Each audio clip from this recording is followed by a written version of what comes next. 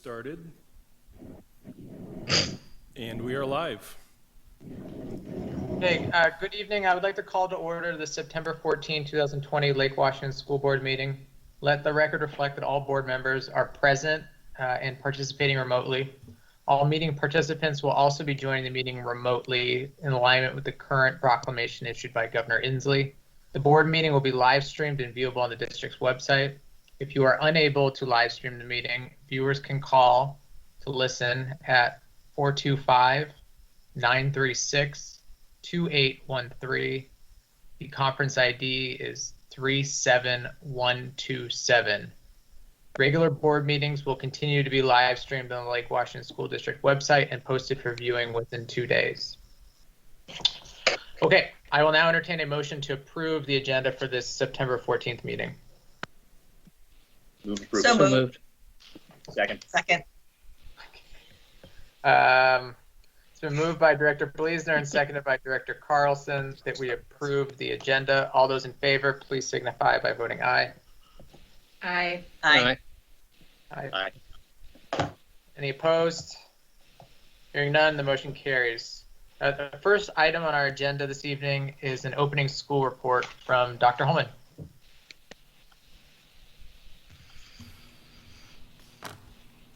Thank you. As we have annually done for a number of years, we, at the first board meeting in September, come to you with a report of the opening of school. As you can imagine, this report is going to be unlike any report you've received before, given the conditions that we opened school this year. And so I'm pleased to introduce to you the team that directly supports our buildings and administrators in helping them in leading our 55 schools, 31,000 students in their learning. And so with that, I will welcome Assistant Superintendent Dale Cody to the microphone to provide you with this year's opening school report. Great, thank you, John. Good evening, everybody. I'd like to take a moment and actually introduce the level directors briefly before we get into the presentation, because you'll be hearing their voices, many of whom you've met before. But if the level directors would not mind turning on their cameras, and when I introduce you, you may have to say hi, so the voice activation actually causes you to get on the screen. First, I'd like to start off by introducing Sue Ann Sullivan. She is the Director of Elementary Education for the east side of the school district. Hi. Next would be Rick Burden, Director of Elementary Education on the west side of the school district. Good evening. New to our team this year is Whitney Meisner. She is the Director of Secondary Education for the east side of the school district. Are you here with us, Whitney? I am. I just forgot to turn off my microphone, even though I practiced that. Hi, everyone. Thank you. And lastly, then, Matt Livingston, the Director of Secondary Education for the west side of the school district. Good evening, everybody. Good to see you. Thank you. And then I will get our presentation up and going here. Okay, great. We are excited for the opening of the 2021 school year. As you will see, teachers, classified staff, administrators, families have taken on a tremendous challenge to prepare for the opening of the school year. While I've introduced them, you can see the schools that they oversee. And I'd like to take a moment briefly just to say that their primary responsibility is to coach, support, supervise our building administrators, and to provide support to students and families. As we begin this opening of the 2021 school year, I'm happy to turn it over to Rick Burden. Good evening again. Thanks for this opportunity. Wanted to bring some context, and this is not news to any of you, but wanted to actually speak to it directly. This is a very different start of school for this year.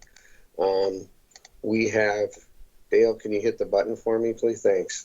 Obviously, the coronavirus outbreak has had brought significant challenges to our world, to our nation, to our own community and our district, and as well as our schools. It's had an economic impact. It's being felt by our community, our students, their families, and even our staff and our own families. The pandemic has caused us to look very differently at how we serve our students and families and how we implement teaching and learning. Historical racism, racial injustice, and recent killings and acts of violence toward people of color has caused immense trauma and outrage in our society currently.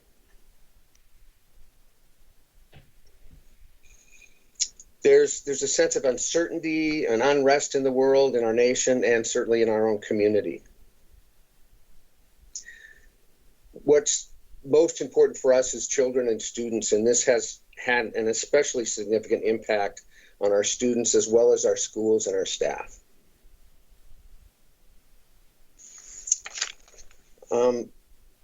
This really reminds us that what we talked about, that it really is of our incredible responsibility that we have to serve students and to raise the future generation that we're working with. It's a huge responsibility, it's a huge challenge, and it's really a great opportunity. We're doing things differently. We're reinventing the way we teach. You can see the picture on the slide that we're concerned about not the safety of students, the physical safety of students. Our in-person services look different. Our remote services obviously look different.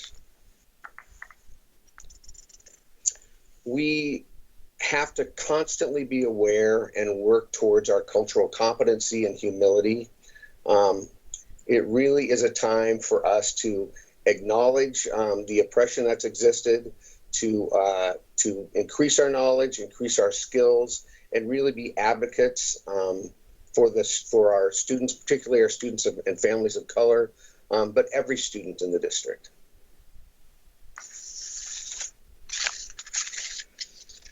We're compelled to focus on the basic needs of students and families, really physiological safety needs. We're making sure that our families and students are being fed, that they have what they need the basic needs for an education. That includes, technology, that includes food, that includes clothing, that includes whatever needs that we can provide for them.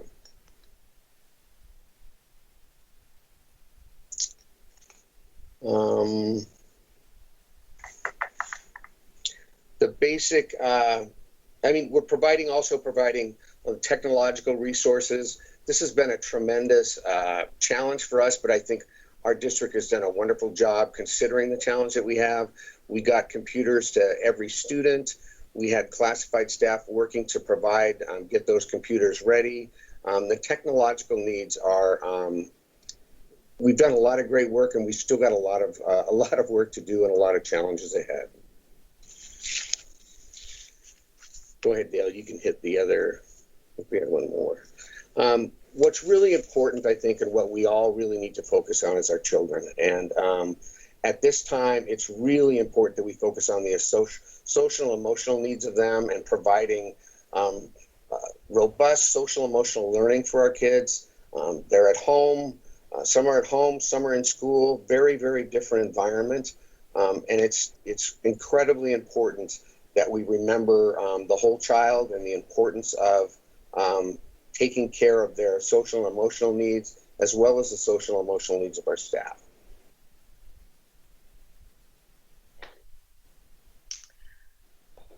One of the things that we definitely know is that this start of school has had a different impact on families, and that learning in the classroom looks differently. And so we just wanted to acknowledge that when you look at kids, they are ready for school. They are often learning in the same household with the same internet as their parents are working. And as Rick said, the well-being of the child and the adults, the staff and the families, are really on our minds as we're doing this work to start this year and keep the school year moving along in a positive direction.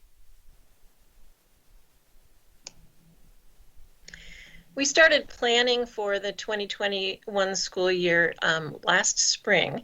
we took a look at the remote learning program that we were able to create when our schools closed their doors in March. And we gathered input from students and families and school staff to inform us as we started planning for this fall and the start of this school year. We updated the community periodically on the progress of our work through the district website, as you see here, as well as through communications from the superintendent's office. Through the summer, we organized our planning work into return to school task force work groups focused on the principles you see here on the slide. In summary, they are about protecting the health and safety of everyone, our students, families, and staff, to make our plans while still being always thoughtful of addressing any possible inequities of access or program, to educate each student in a meaningful way, and to engage our families and community. On this slide on the right-hand side, you'll see a list of the many different work groups that consisted of central leadership, building leadership, teachers, and program department staff. We knew we needed to create plans that were flexible, knowing that they would likely need to be adjusted depending on the current state of the COVID-19 pandemic.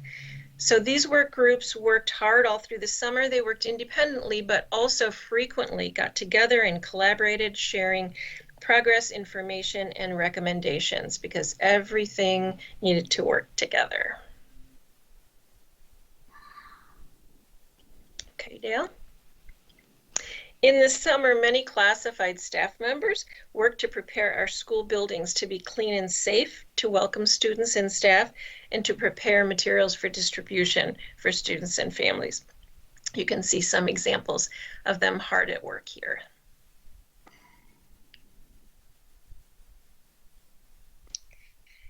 And likewise, our teaching stations look a little bit different. You can see on the right there, we do have some limited in-person instruction happening for students whose IEPs determined that that was really important for them. But most of the teachers had all of their training virtually. As you can see, they're all masked up now. We've provided them with their personal protective equipment. And yet we're still finding a way to connect, to build relationships, and to be unified. And I just want to give a really big shout out to all of our staff everywhere in the district for doing amazing feats to get this school year started on a positive note. And here are some of our administrators, our principals. They've been working all summer long and continue to do so. I check in with them regularly, as do the other directors. And they are just so happy that we're able to continue with the students' education. And again, just want to really thank our principals for doing their work completely differently this year. So in a typical school year, the students would be in their classrooms and the teachers would be passing out their laptops, any school supplies that they needed, curriculum, textbooks, and the like. But of course, things are different this year. And so we wanted to make sure that schools focused on keeping schools safe by following all of the recommended protocols. But we had a really strong commitment to making sure that every student had everything they needed for the start of school in their hands before the start of school. So you can see that took quite an effort. And the slide before this showed some of the staff members that came in to help make sure that all of the laptops were ready, to make sure that all the school supplies were boxed up, bagged up, and ready to be distributed for families to come pick them up. And if we can go to the next slide now, here's a couple examples. On the left, this is Ella Baker Elementary, and in the middle, that's Alcott Elementary. And on the right, that's Meade Elementary, and this is an example that happened at every school where you had a line of cars that would pull up, and they would say the name of their student, and someone would go and get those materials for that student. And so then nobody had to get out of their car, and they could just drive off and make sure that they had everything that they needed for their students. So this was a really big lift at each of our schools to have, 1,800 sets of materials ready down to our smaller schools. And we were really grateful for the leadership of the administrators and all of the staff that came in many cases, prior to their work calendar starting, So it was basically during their summertime coming in to help to make sure that the schools were in position to support the students to have all the materials that they needed. So after much planning and preparation, we were happy to begin the 2021 school year with very excited students. You can see that although most of our students are learning remotely, they're happy to connect with each other, with classmates and teachers, and eager to begin their learning for this year. Lake Washington School District staff members were also very excited and happy to welcome students to learning, whether it is remote or in person. And these next two slides show administrators, teachers, and classified staff all working very hard to keep everyone safe and healthy. You'll see on the bottom left an attestation station, which is one of the ways that we check to make sure that if anyone is coming on campus, they're safe and it's okay for them to be there. And you'll see that students are safe and engaged and happy, and our goal is to make students and families feel welcome in their school communities to keep kids focused on learning. In the next slide, you can see in the center there, that's Alcott's mascot wearing a mask.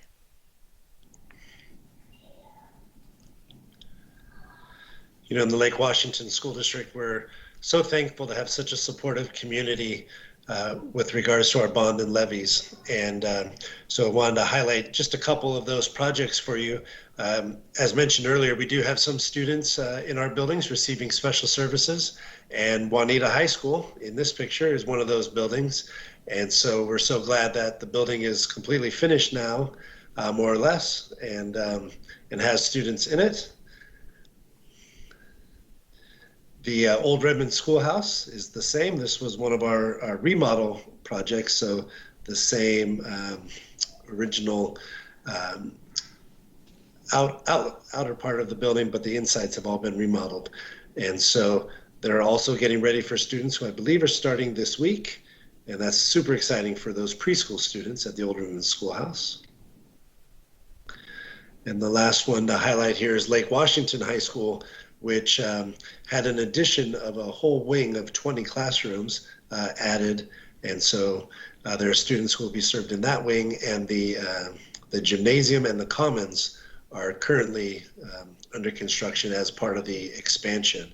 And so I think with these schools and all the other schools that are in some level of construction or portables being added, that all of that is to support our growth and enrollment.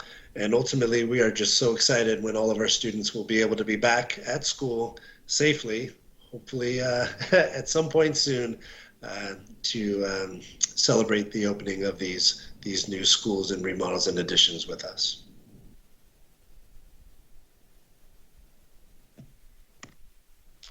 Thank you, Matt. Thank you, everybody. We're really proud of our teachers, our staff, and administrators, given the incredible amount of preparation they've undergone to be ready to serve our students in a way that's never been done before. It's really quite inspiring, the amount of work that people have gone through this summer, leading up to the start of the school year, on behalf of students. To reinvent education in this way has been an incredible venture. We've all learned a great deal. And we'll continue to keep students at the center of our work as we go throughout the school year. So thank you.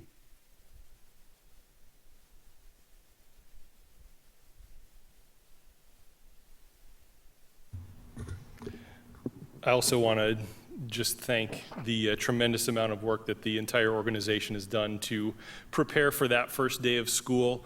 I know Dale and Sue Ann, Rick, Whitney, and Matt, working with their building principals then to articulate all of the guidance that we gave around reopening school, to be able to articulate that through their leadership lens to make that happen at the building level was a tremendous amount of work. So just want to thank them as well for everything that they have done and will continue to do as we continue our 2021 school year. So that's our opening school report. Thank you all.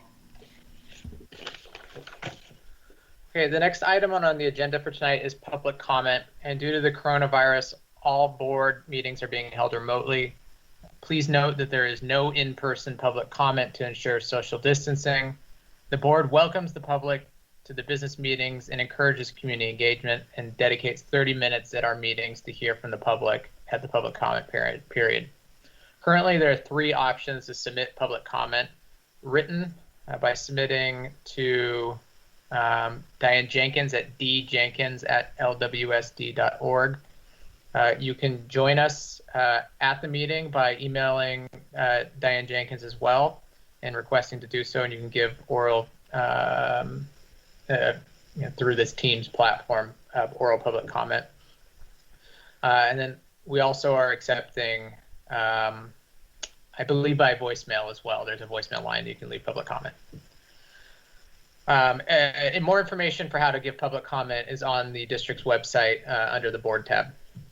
Tonight we have received 1 public comment from Joy Randall, who wrote to the board, and I will read that comment. And Ms. Randall wrote, "Hello, Superintendent Holman and school board members. With the start of the new school year, I wish to express appreciation for all your work in transitioning our district to online learning. With the immense need to change and adapt, it gives a great opportunity to take advantage of new ways of learning and teaching. The opportunity to enrich and reform the curriculum from a white-centered heteronormative lens is just one to take now. Have you considered this at all after many parents, especially families of color, have asked and inquired for months? Has there been consideration to adapt what Governor Inslee signed in May, Senate Bill 6066, that expands ethnic studies materials and resources for public school students in grades kindergarten through 6? If not, why isn't this being considered? Will you support and encourage teachers to do this? It is clear that we are misinforming our children by not teaching them the contributions that many Indigenous, Black, and other persons of color have provided in United States history. Not just Martin Luther King Jr. or Pocahontas, but so many more.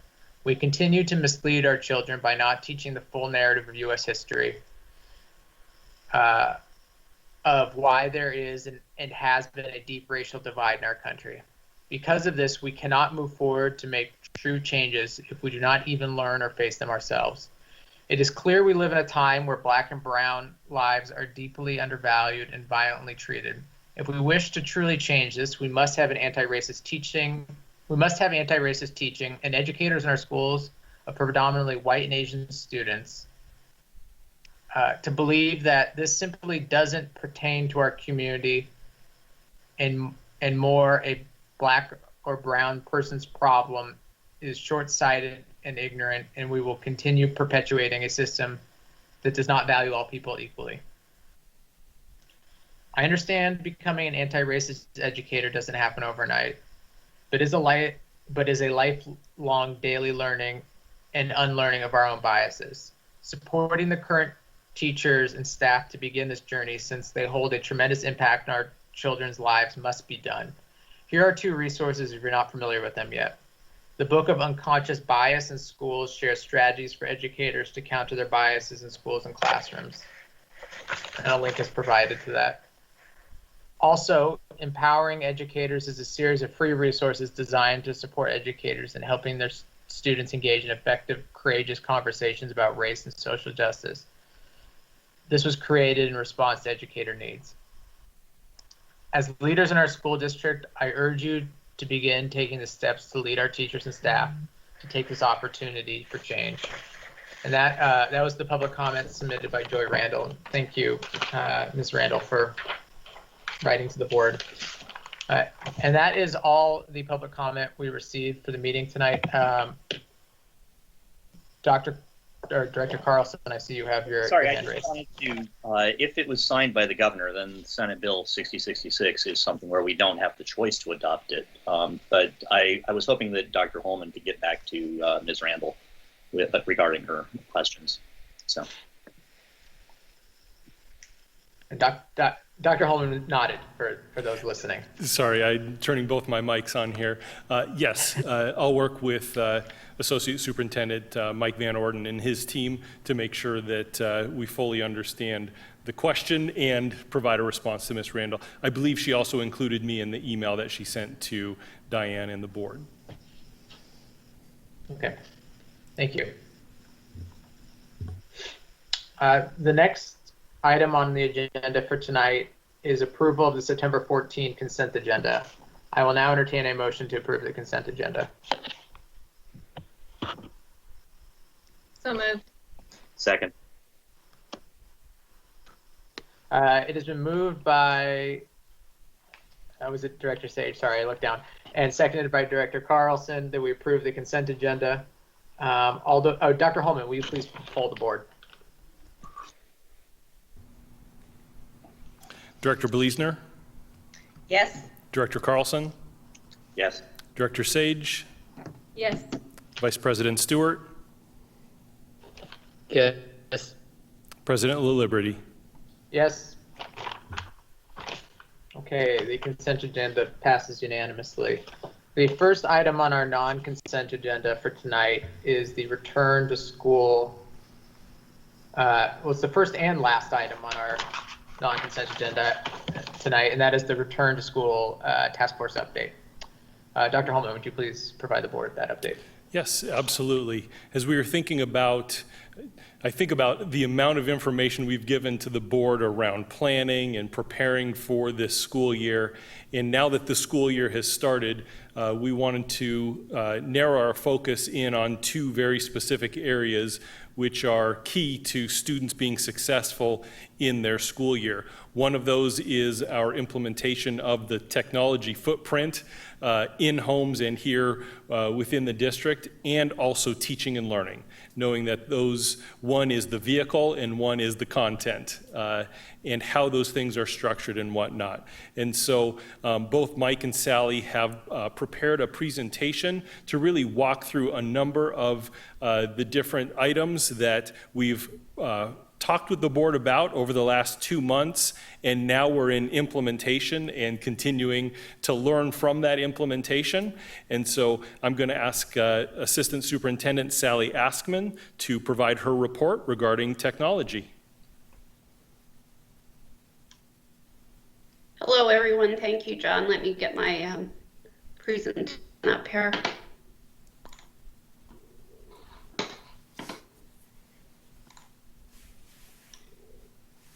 Can you see it? Not yet. Okay. We're spinning a little bit. Just one moment, please.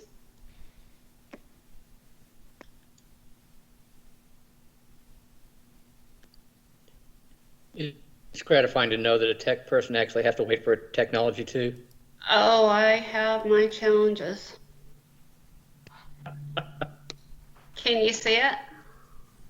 Yes. Great.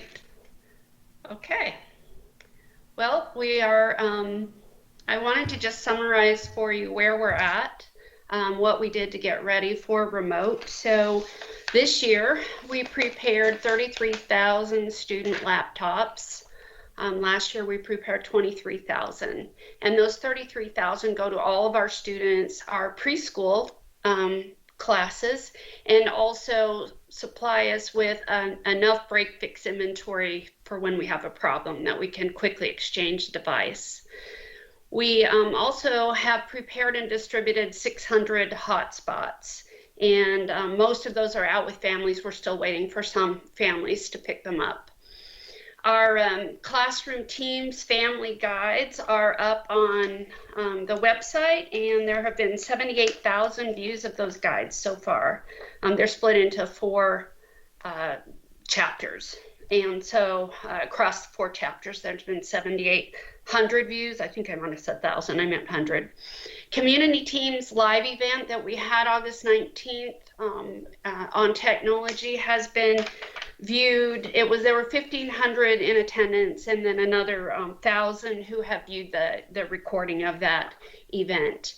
We enhanced our family technology support to include 7 a.m. to 7 p.m. coverage 7 days a week. That's both phone answering and email service. We only had email before, and so that's helping us a lot. We're learning a lot from those calls. And then we had 282 million curricular and digital tools provisioned across all of our different offerings for all of our students and staff. And then the last item, probably most important, is the digital classrooms. We provisioned over 10,000 digital classrooms for our kids to engage with our teachers. And I just wanted to say there was an amazing effort by all. I can't echo loud enough what the level directors already shared about the work that was done by everyone in collaboration and coordination to make sure our families were served. In August alone, our teachers spent over 9,000 hours training on classroom teams and how to set them up and for their students. On day one, we connected more than 25,000 students to teams. Now, I'll talk a little bit more about how we're analyzing where those students who tried to connect weren't able to in just a moment. Our school's family technology liaisons, which is what we refer to as the school help, they are all connected and working in collaboration with our technology operations team centrally. So, and then they also reach out to the families. So that's been a really good support. It's not new staff, it's a new focus in the remote learning era. And then all of our support desks are fully engaged, both parent, family access, and then our staff support desks.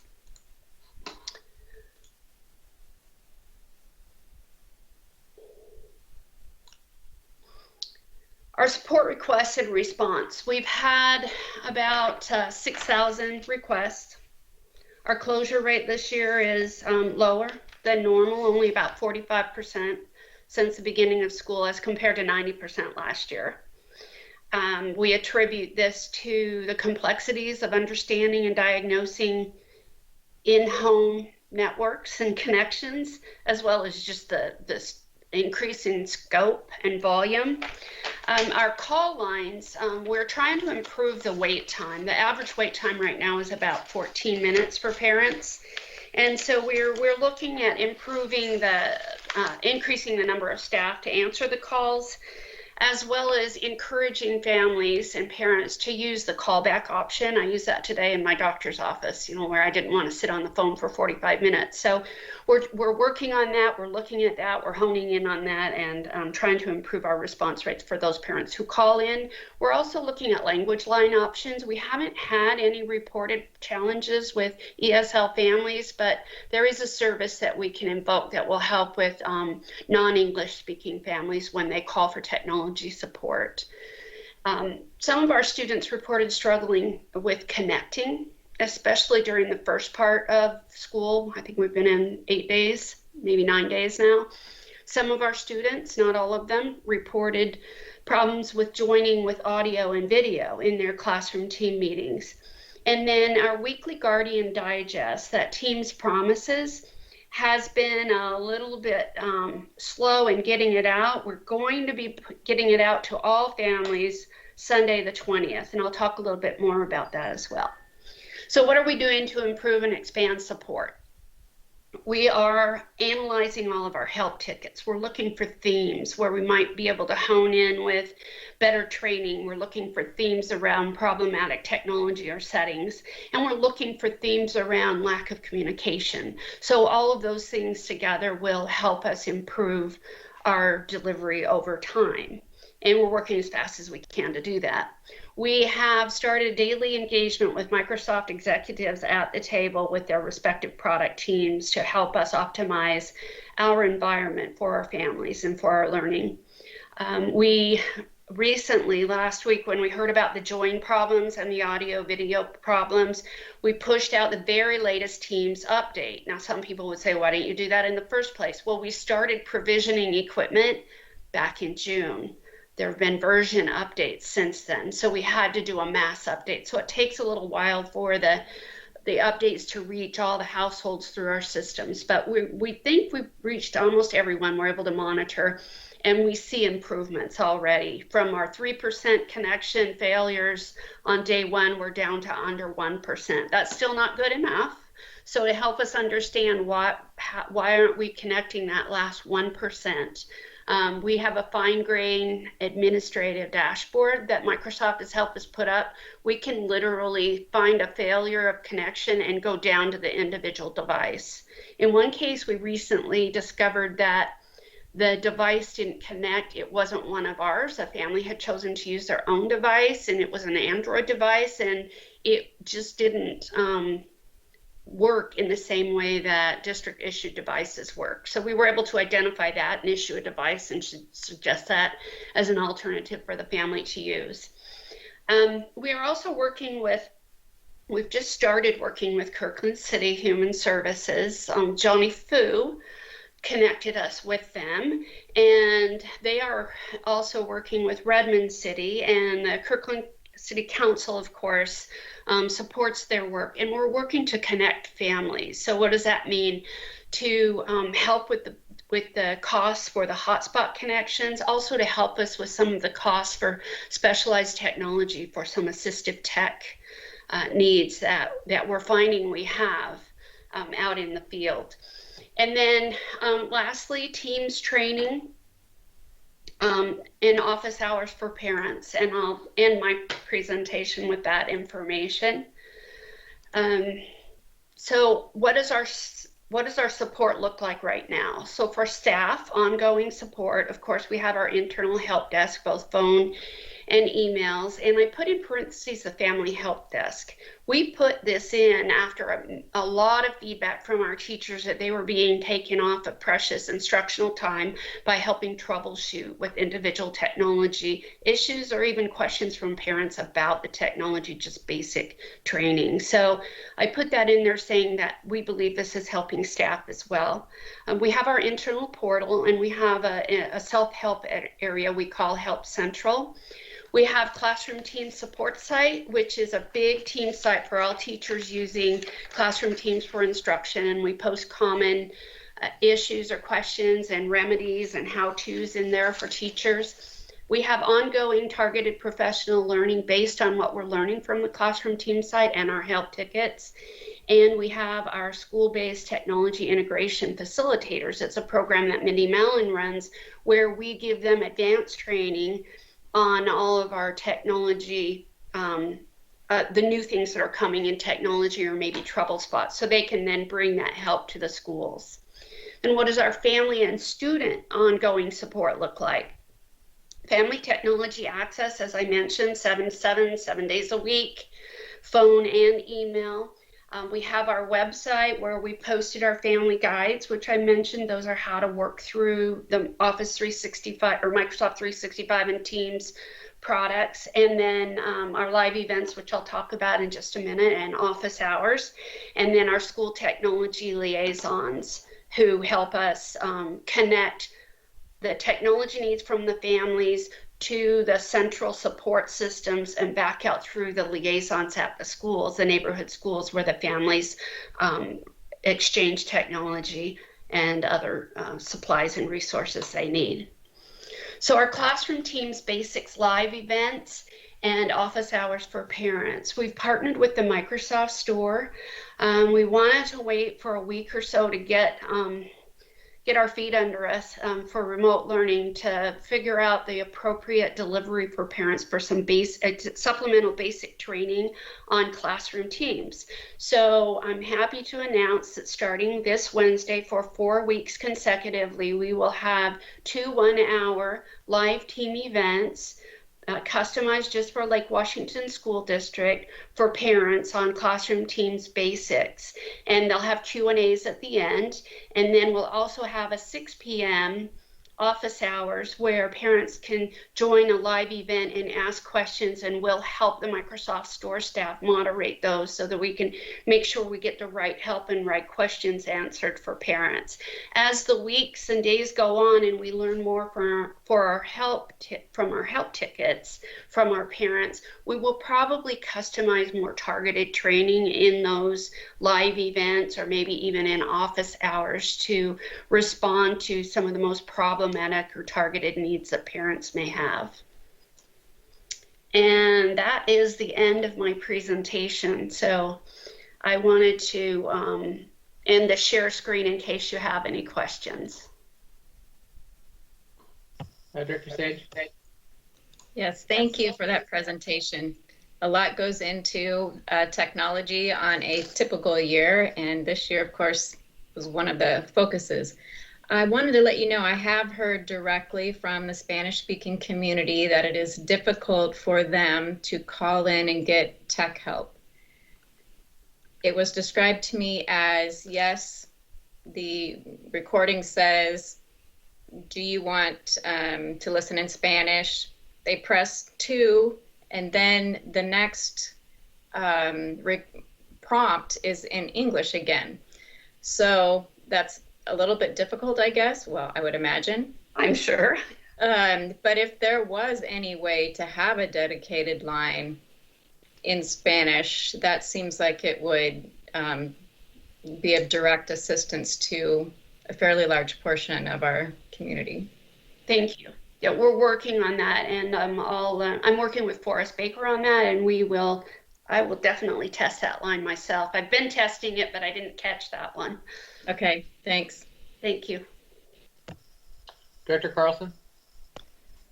Thanks for the update. I have actually 2 questions. The short and quick one is, as you can imagine, high school students 7 to 7 is fabulous, but that may not be their peak usage hours. And so I was wondering, do we have any coverage for student support after hours on if a kid's notebook goes kerblooey or whatever?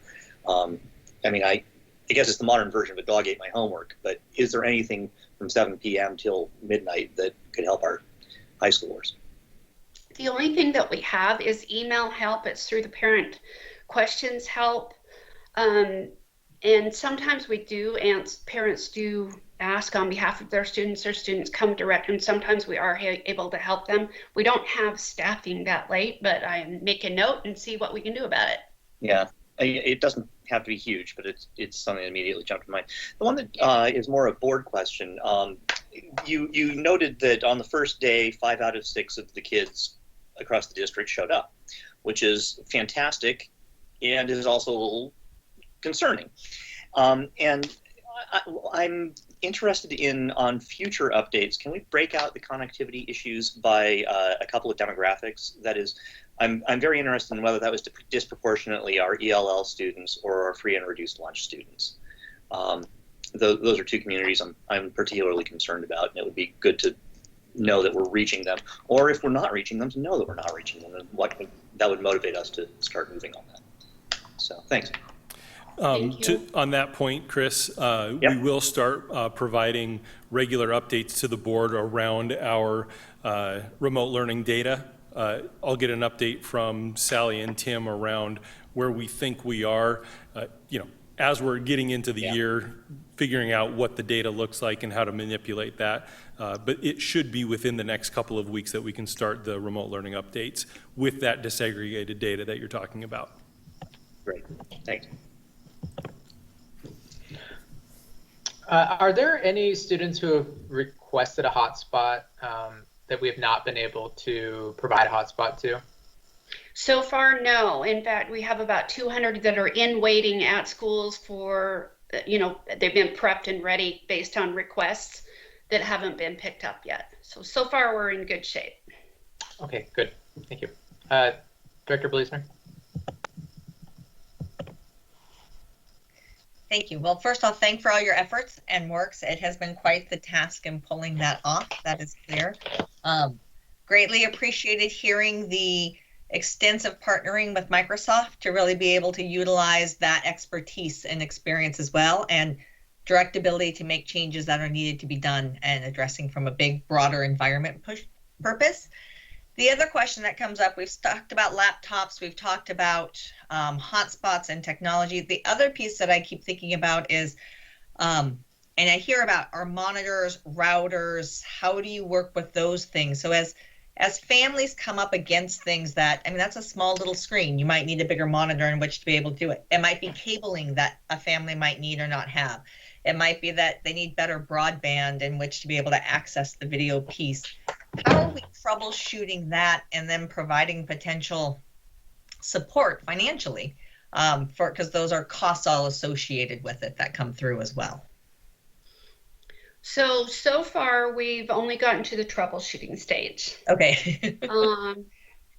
We had to focus on, getting as much as we could out to the families without going in to be 31,000 households, service provider in addition. We realize there's going to be some challenges with cabling, and sometimes we can tell them, your wireless is saturated, or, we've helped some parents understand headphones that their kids might want to use. So we know what the devices are, and we've made headphones available at the school because that's been a high need. So there are supplies of headphones out there at the schools when families request it.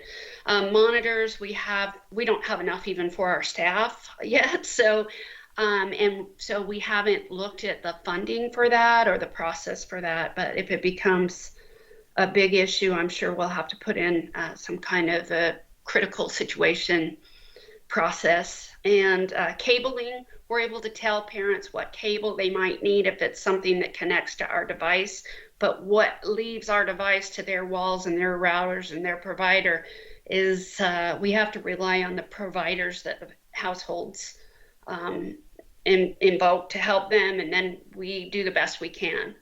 We still, in these help tickets, are looking for themes. So there are themes that we're going to find out where a Comcast might have a different situation than a Ziply, that might have a different situation than Frontier or CenturyLink. So we're watching all the time. So I don't have a good answer for you. I hear you, and I understand that's a big challenge for our families. I appreciate the willingness to start analyzing and looking at those things and seeing how we start to address them. Recognize it's not the frontline issue, it's working the way up through it. So I appreciate that it's on the table. Director Stewart. Yes, Sally, I'd like to thank you and your staff for all what you have done, and appreciate also the ability to also take some of the comments that I've been receiving and that I've been funneling to you through John, and because I've got a funny feeling that they kind of represent others that don't have time to send in comments. A number of them that, be quite frank, they've realized you're overwhelmed, and so they've either given up or else they've decided to try another route. The issue of, could you give me a little more of an explanation of the Microsoft Store? I'm not sure I was clear, and I hope maybe I'm the only one, but I doubt it. On the live webinars? The Microsoft Store, whatever. Tell me a little more about that. Yes, well, we're partnering with there's a team of education experts at the Microsoft stores who help the education K-12 customer base. So we've partnered with their experts through our connections with our executives at Microsoft, and they are helping us. They are doing the legwork and the hard work and the heavy lift, scheduling the live events for our parents on Wednesdays for the next 4 Wednesdays. So they'll help us deliver customized basic training on classroom teams and some of the Microsoft 365 tools that students use and parents use through these webinars. Then they also have Q&A at the end so that we can suss out what are we missing, what do parents need help with, or we might be able to help them on the fly. So it's really an extension of our support offering. And then at 6 o'clock on Wednesday nights for 1 hour, there's office hours. It's a live event where parents can log in if they want to, and they can ask any question they want. And behind the scenes, about technology, behind the scenes are both the store team and Lake Washington School District teams who are helping to answer the questions. And then all that are on can benefit if it's a common question and answer. And if it's special and really needs attention and can't be answered in a live event, then we can get the contact information, of course not on the screen, and follow up offline. So that's our plan. And then as we learn more about the help needs through our help tickets and our analyzing, we're going to fine tune those events that are scheduled in the out weeks in the next 3 weeks after this coming Wednesday, so that we have more targeted delivery of training around specific issues. Great. Well, thank you very much. Wasn't quite clear.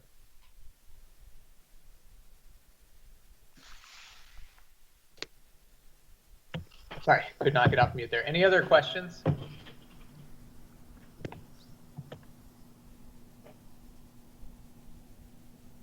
Director Bleasner?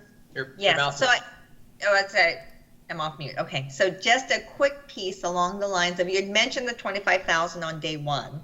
Mm-hmm. Have you looked a week out where we were on week 2? Yeah, so I don't have the math done, but we are at under 1% of failed connections. So the first day, I had a different view from the Microsoft engineers at how many connections we had, because we did some telemetry tests to try to figure out if there was a geographic issue or what was going on. So that was 25 connections. Now we're under 1% failed connections, and it's going down. I haven't seen today's data. This was as of last Thursday night when I was starting to prepare my presentation. So if I'm understanding, that means less than 1% of our students should have an issue in accessing the system as it's currently set up. Is that fair? In connecting. So we know who all our students are that are set up. Now there's a variety of reasons why they didn't connect, but I'm looking at failed connections. So we know there was an attempt. But if I don't even try, I won't show up. Yeah, so don't take this as enrollment and attendance. This is that's good. Technology connections and fails. So I try and I can't get in, I show up in your data. I just don't want to engage at all. I'm nowhere to be found. Yeah, you won't show up as an attempted connection. Gotcha. Okay. So there's a lot of that's being tracked elsewhere, correct, John? Yeah, there's a lot of, well, it happens to be kind of all in my division right now. So Tim Krieger, who heads up data services and accountability and research, and Mindy Mallon in technology integration, and then Forrest Baker in tech ops. So Forrest is running that administrative console for the connections, and then Tim is helping us with our attendance and enrollment information, and a whole bunch of other people. So at the point that it makes sense, because the data is really moving right now, we'll do some correlations, but it's a lot of work right now to do the correlations till we settle out a little bit. So the attendance and enrollment information will be coming in the near future, I would hope. Yeah, that would be John's call on the date, but yes.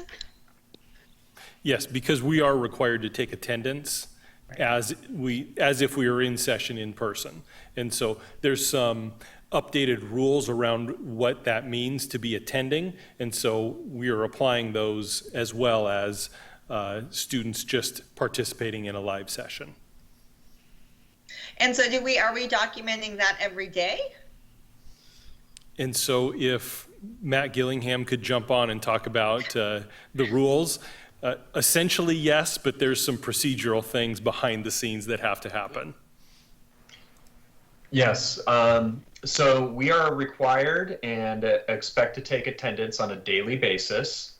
However, what makes this different in a remote setting is that we have, unlike a class that might be scheduled to occur at 8 in the morning and is from 8 to 9, and students are either present or absent during that time, because we have a combination of synchronous and asynchronous learning, students might engage in their learning, particularly some of our older students might engage in their learning at 10 o'clock at night, and so there's a leg in our attendance because we have allowed teachers to go back and retroactively indicate that a student participated for a day. And so we're still we've provided initial guidance to all of our schools and teachers, and we're actually going to be revisiting that guidance in the light of a couple weeks of experience to just check the practicality of that guidance. So that's one of the reasons why, where normally at the end of the day, we'd be able to look to say, who were the students that were here today, because the day is done. The reality is that our day isn't done the same way as it was before. So And so that's we kind of have a little bit of a lag time that we didn't have before in being able to check attendance, because teachers now have more latitude to go back and enter attendance for a given day following evidence that students participated in that learning. Okay, thanks. It's all new to us. Director Stewart, your hand is raised, and then Director Carlson. Thank you. A couple of questions, and I'm assuming that there's some reasoning behind.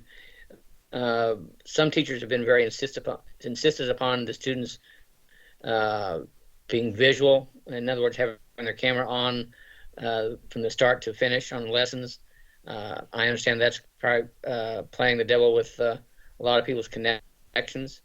And I understand there's also some kids that are just uncomfortable with it.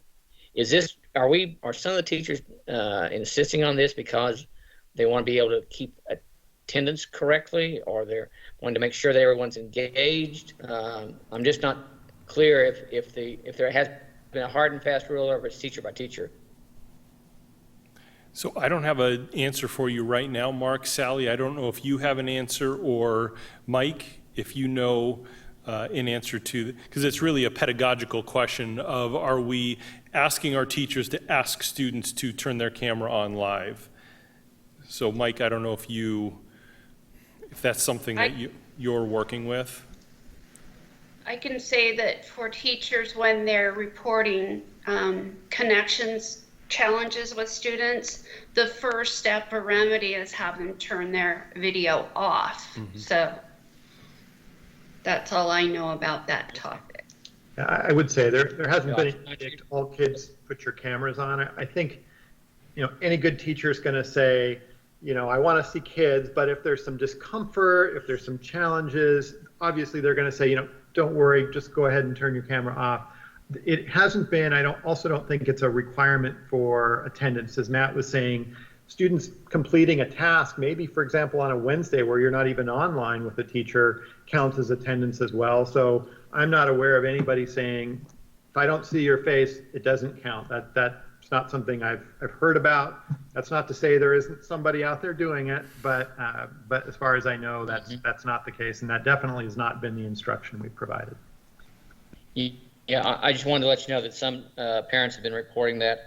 And also, I'm curious, there's an end of the day check-in, apparently, that a lot of teachers have been asking for.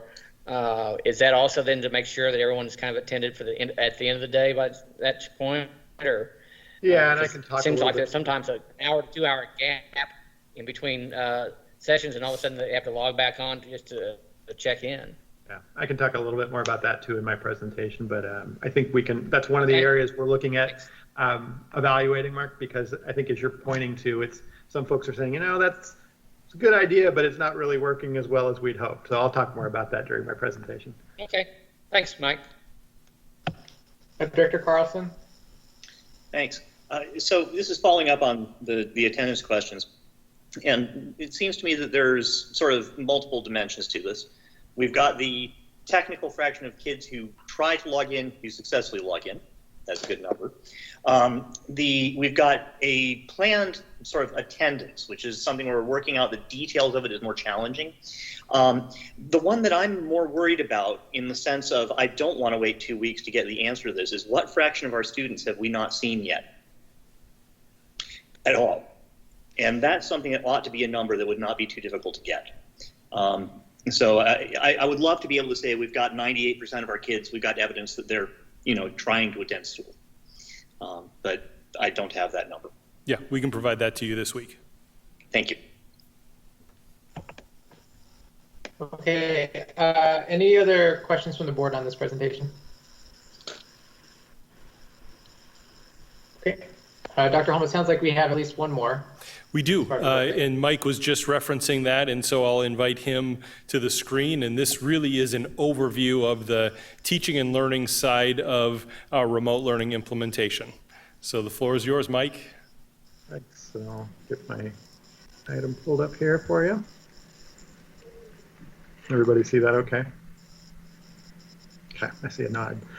So I'm going to just share a high-level overview of how we're delivering instruction. And While many of our instructional approaches are very much the same as they've always been, if you think about how they're applied in a remote setting, as Dale was mentioning earlier, the delivery changes pretty substantially in some cases. And so I'll talk through some of that tonight.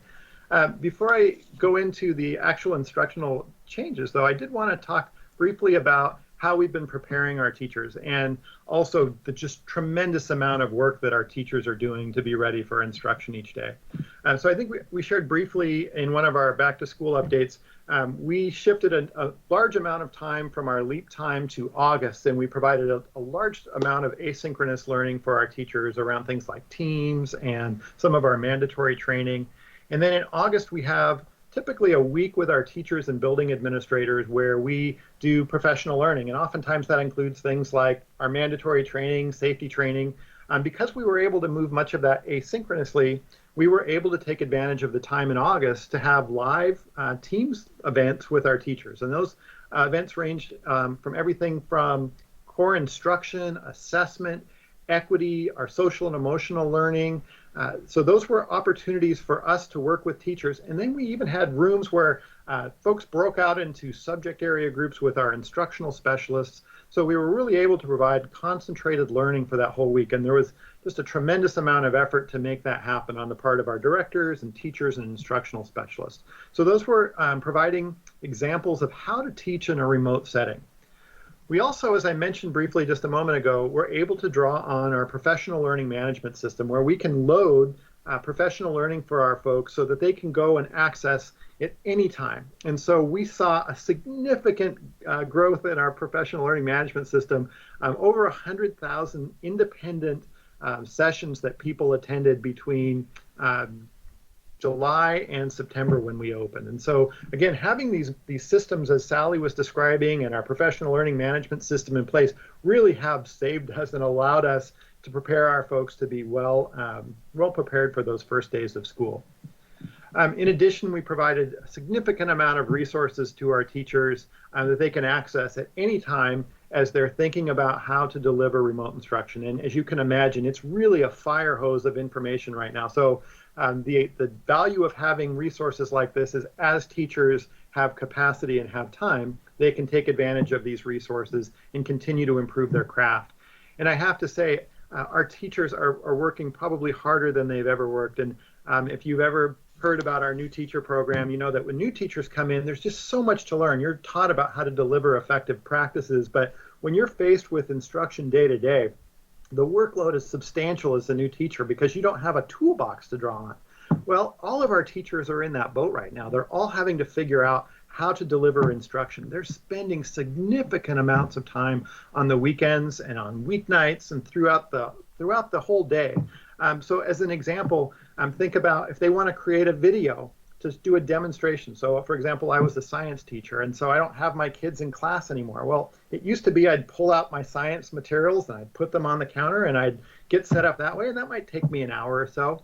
But now I'm having to set up a video camera and make sure that the angles are good and make sure it saves appropriately and do multiple takes.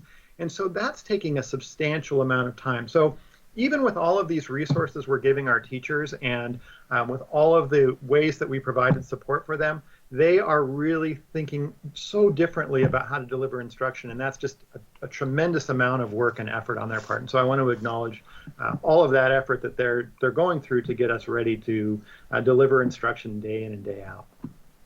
So what I'd like to do now is give you an overview of elementary and secondary, and again, very high level of how we're delivering instruction. As we were preparing for instruction over the summer, as Sue Ann Sullivan was mentioning, our teams were working with some common elements and thinking about some common approaches. So for example, we started to have conversations about the need to make sure that there was social emotional learning each day. And so I'll talk more in a few minutes. That's where that beginning and end of the day checkout came. And again, some of these things, we're making some assumptions about how school should work. And then as we try these things out and we learn from them, we'll need to make adjustments. So again, remember, we're a couple weeks in. We're going to learn a lot over the course of the year and make adjustments and improvements as we go. In addition, we were thinking about things like our synchronous and asynchronous time and having blocks of time so that we can be really focused and intentional about what we do. We were thinking about our K-2 students and the need for them to have much more support, and we're still working through that. I'm thinking about the different support programs that we have in place, like special education, safety net, and coordinating teachers, so that not only do you have a general education teacher, but you have these specialist teachers that need to fit into the puzzle and make that all work. We were thinking about the importance of literacy and math, particularly as foundational content for all of our subject areas. And so how do we make sure that we really do a great job there so that kids can be successful in areas like science, where math is so important, and social studies, where literacy is so important. And finally, we were thinking about how do we build in family connections each week and time to have teachers relating to their students, because now more than ever, our families are partners with us. And in fact, we're delivering instruction in the homes of our families. So as we thought about how do we deliver instruction in a remote setting, we still have the same ways that we think about instruction in classrooms. We have direct instruction and small group learning. We have tasks that students need to complete. We have digital tools that they use. But we're having to think different ways about how to deliver direct instruction when your kids aren't sitting right in front of you. For example, during a literacy lesson, if you've ever been in an elementary classroom, you might have seen these kidney tables where the teacher sits in a little corner of the table, and then the students are spread out in front of him or her, and they're doing lessons where kids are touching books and the teacher's giving them feedback. Well, what does that look like on a Teams call? It's very different. So we have to think about that. We also have to think about what are we doing when we're live, and what are we doing when we're not live with students. And so, for example, as I was mentioning, a live literacy lesson, I'm having to think about different ways that I can see students on a screen demonstrating the skills that I want them to demonstrate. So I mentioned the literacy lesson. I'll give you another example of an evidence-based instructional practice. Compare and contrast. It's just the bread and butter of good instruction, having kids look at similarities and differences between different concepts. Well, in a classroom, you might draw a Venn diagram on a piece of paper, and a teacher might walk over and look at it, and it's pretty straightforward. A teacher now has to think about, well, how do I do that on a screen? Can I have kids hold up their papers? Are they going to submit them electronically? So I'm really having to think about, how do I make the best use of that synchronous time, that live instructional time? And then I'm going to have to think about, okay, when students aren't working directly with me, how can I make sure that those independent tasks, that independent learning, those times where they're really thinking through things and doing work, it's probably not the best use of time to be on a screen when kids are solving some problems. And so that will be an opportunity to set something aside as more synchronous or asynchronous. So I'm planning through, what am I going to do live? What am I going to do when kids, what kind of instruction am I going to give kids so that they can do some work independently? How am I going to give them feedback? What am I going to assign? How am I going to grade it? And all of those things have to be woven and connected together. And then in addition, as we were thinking about the essential content, the amount of times kids spend on screens, the need to coordinate people in our system, we did make an intentional decision to have PE and music and library science and social studies more asynchronous so that we can better coordinate all of the different elements of instruction and curriculum and really focus on that synchronous time so that teachers really are taking advantage of the time that they have with kids. We just know that if you ask a kid to sit on a device for 6 hours and listen to a teacher, we know, particularly in the younger grades, that just is not as effective. And so how do we really take advantage of the time when we're live? In addition, as I mentioned, we have to think about the delivery systems. And so there are different ways of delivering synchronous and asynchronous. And so you may have heard about some of these before. You might start a lesson where we're live and then say to kids, okay, that was the concept. Now go and work on some problems around that and then come back. So that's one approach. Another way is to flip that and to say to students, I want you to read this in advance on your own independently, and then come on in, and then we're going to go over it together in person. And so you can flip the live and asynchronous time and get similar outcomes, sometimes depending on the content. Sometimes you want to focus on something different. And so the instructional approach will be dependent on the type of things you're teaching. In addition, we don't want everything to be whole class. And so we have to think about, how do we do small group instruction? And so again, there, we might have students watching a video and then working with smaller groups of students so that we can divvy up classes. And again, when we're in person, we have all sorts of methods to do that. We have independent tasks that large groups of kids in the class can be working on. And then as a teacher, I can pull 5 or 6 students to work independently with me. And then I can keep an eye on what the rest of the kids are doing when they're in a classroom. Well, when it's remote, There's all sorts of different logistics that I have to think through. So again, our teachers are working through some of those strategies, some of them very similar to the ways we do instruction when we're in person, but having to think about the different media that we're using to deliver it. In addition, we provided teachers with some sample schedules, and so this is something we've been getting some feedback on. So we provided teachers with a schedule that, for example, across all 6th grade levels at elementary said, here's where we would recommend, how you would recommend delivering your literacy instruction, your math instruction. And we developed this so that we could do a number of things. One is we have specialists that work with our students, so English language learner specialists, safety net teachers, special education teachers. And so if we want to support kids in literacy and that teacher has to work with kids at multiple grade levels, it makes sense to divide the literacy time up so that I can work with primary kids in the morning more in literacy, and then I can shift my attention to students in the intermediate grades a little bit later in the day. And so building a schedule like this allows you to put those folks in so that they can really take advantage of the schedule. Now, this is a sample schedule, and we shared this with schools. And you've probably been hearing that each school is doing slight variations on this that are having pretty substantial differences when you look from school to school. And so, for example, that time in the morning where we say, you should have a check-in time in the morning. Well, some schools are saying, we're going to make that live every day. Some schools are saying, we're going to do an asynchronous task first. And so what we're going to do is we'll be working with our principals to say, where can we find some places where we can create some more commonality in the schedules? Because we are hearing from our community, whether it's a family with kids who are all in the same house or some families that are sharing resources and creating pods, it's becoming really challenging to figure out how do we support all of our kids when schools are on different schedules or even teachers are on different schedules. So know that that's something we're looking at. In addition, as Mark was mentioning earlier, we did say initially, we think, it's really important to have a check-in time in the morning and then a check-in time at the end of the day because there's lots of asynchronous time. And so that connection is a way at the end of the day to see how things are going. Well, again, sounds great on paper, sounds great when you're planning, but we're hearing from a lot of families, hey, by noon, my kid's rolling along. They've got it. They don't need another check-in. They're totally fine. And so we'll be gathering some data about that and working with our families to say, maybe it makes more sense to have in the morning to say, by the end of the day, we want you to fill out a form that says, how did the day go? Or what was a challenge that you want us to think about? And you can complete that at 10 o'clock in the morning or 2 o'clock in the afternoon or even 5 o'clock at night. And so we're evaluating that right now. That was one of the things we're hearing from our community is, that checkout it's not working the way you'd hoped. In addition, the times where there's live instruction, there's pretty significant differences from school to school, and we're seeing if we can make any adjustments to that. But again, know that things like start time and that differs from school to school, specialists who come into the schedule, all have an impact on when we can offer live and synchronous instruction. And we have, for example, itinerant teachers who have different schedules at different schools. And so those are all making those kind of fine adjustments that we're seeing in some of our schools.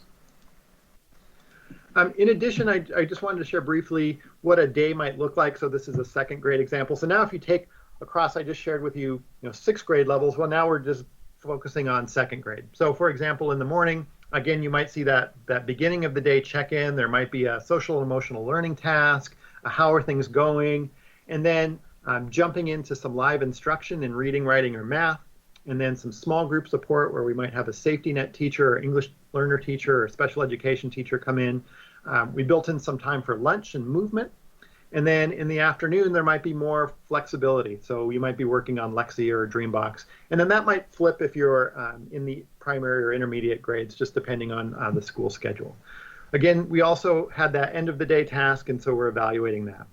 Then remember, on Wednesdays, that's a day where we're completely asynchronous. And so again, there we built in things like small group support and time for students to work on tasks and assignments and some of those digital tools that we have where they can work on practicing and reinforcing skills. In addition, we built in our PE, music, and library time on those days, really to take advantage of, again, that Wednesday that's more asynchronous. And then finally, just really now getting down into a particular subject area. This is an example of a literacy schedule for an individual student. And so a teacher would create a week-long schedule with links to things that students would need to do for the week, what the teacher will be doing, what small groups will be doing, and what independent practice would look like.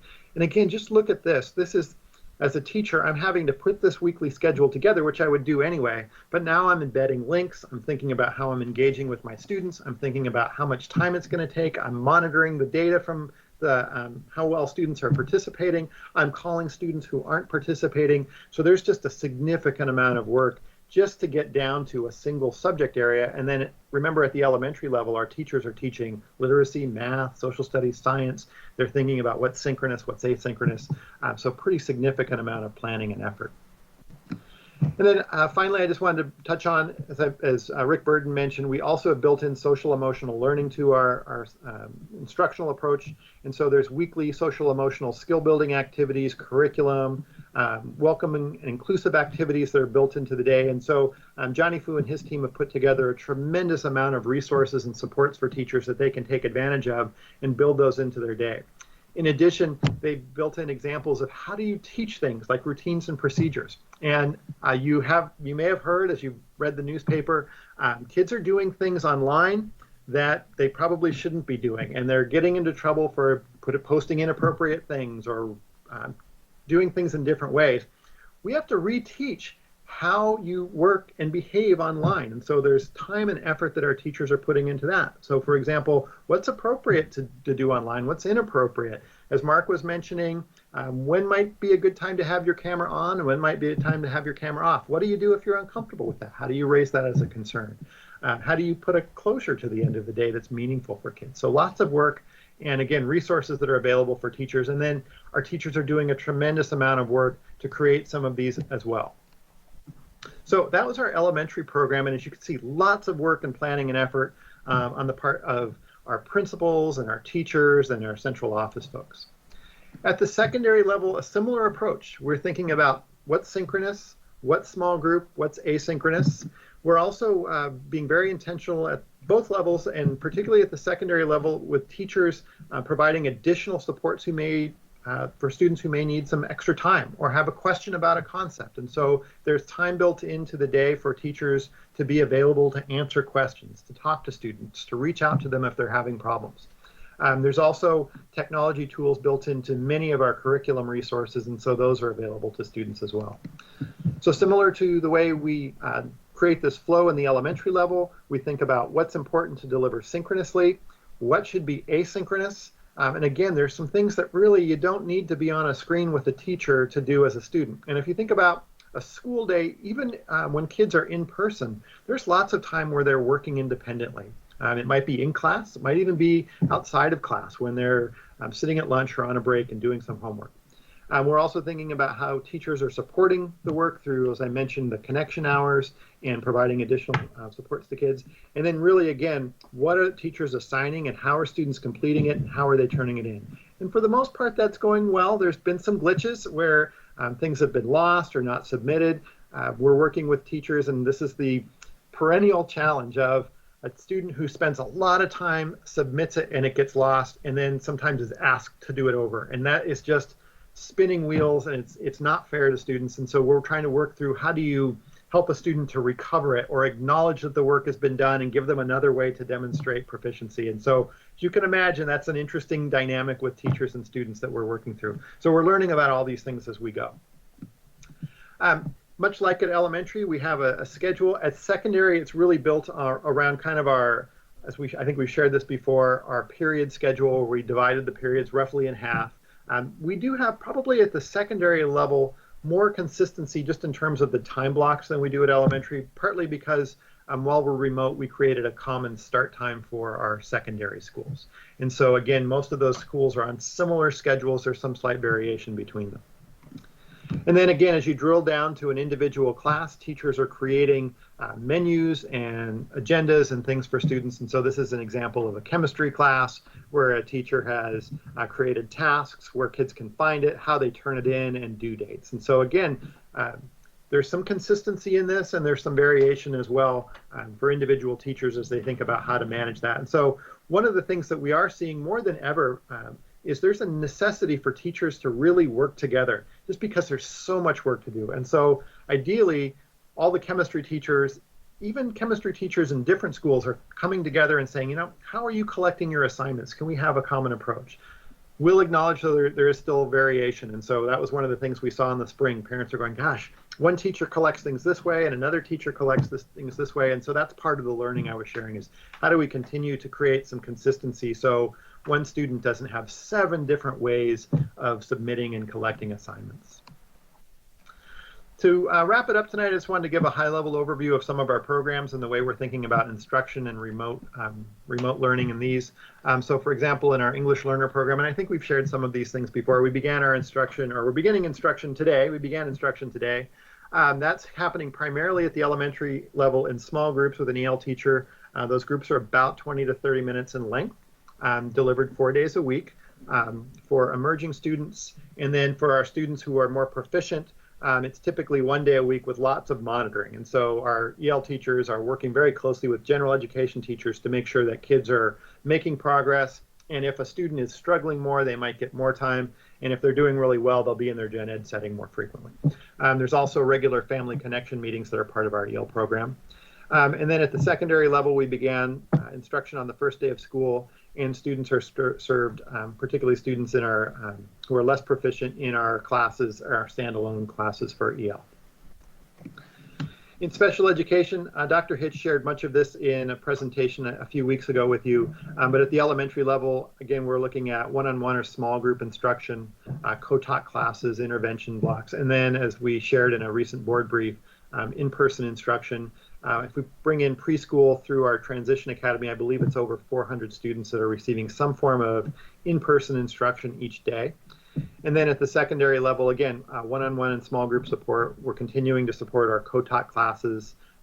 As you know, there are also content classes for special education, intervention support, and then again, we started some in-person learning for our students. And I have to say, I think I shared in the board brief, we're unique in that of having the degree of in-person learning that we are having for our students for many of our students with disabilities. It's not something that we're aware of happening in any of the districts in our region, though some are looking at us as a model for that. And then finally, for our highly capable programs, this is an area I think really proud of, our highly capable teachers and our highly capable program support folks. So we're providing math and reading weekly. We continue to have our pull-out quest full-day remote sessions, and one of the benefits of remote is it's easier to get kids together and easier to have teachers with kids, as opposed to when we have to transport them to a completely different setting. And so full-time quest, we can have daily remote sessions in line with general education, both synchronous and asynchronous, and some really wonderful supplemental curriculum resources that our team has pulled in to allow our students to really extend their learning. At the secondary level, we have our full-time middle school quest and daily sessions. High school and AP classes are being taught in line with general education. And we also have been able to take advantage, I think we shared this in a recent board meeting, of a lot of the College Board and AP Central resources that are now available and really supporting our remote instruction. And again, there we also have some supplemental curriculum resources. And I think one of the benefits of the work that we're doing here is we really are thinking about how do we push some of these great things we're doing in our highly capable program out for all of our students. And so as we work through implementing many of these resources, we're also thinking about how do we extend those. So lots of people working really hard to make remote learning work. I think, as I mentioned at the beginning, it's important to know that we are learning as we go. This is not perfect. It's a completely different way of teaching, and there will be some bumps along the way. But I think the goal for us is to continue to make improvements, continue to make refinements. And as you saw, even compared to the spring, it's pretty much a night and day difference in the way we're delivering instruction. So with that, I think that's going to be it for our presentation tonight. I did want to leave you with some administrator comments that we heard as we were meeting with our secondary administrators last week. What we really are hearing is that people are working together more than they probably have ever worked together before to support our students.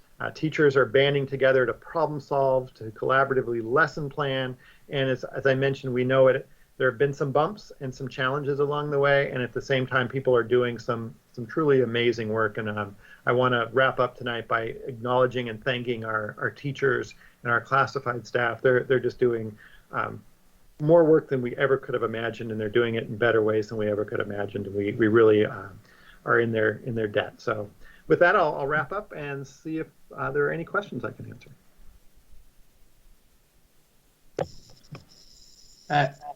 Director Carlson and then Director Sage.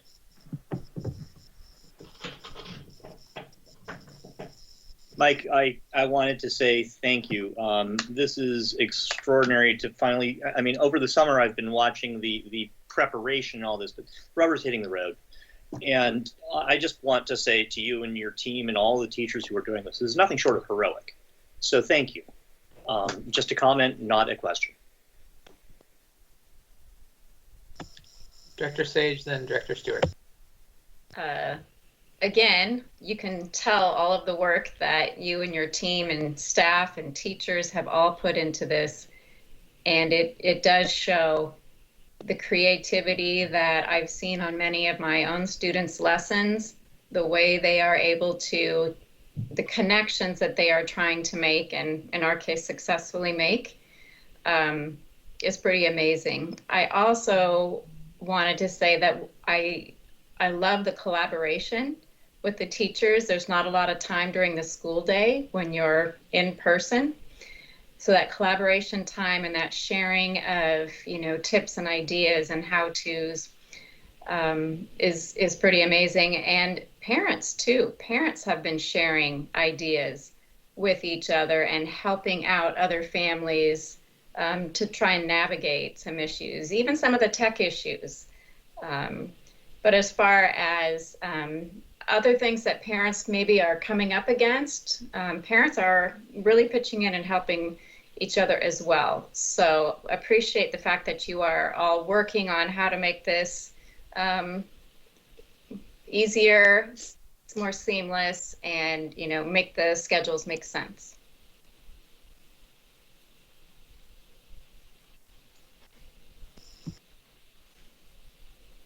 Oops. Director Stewart.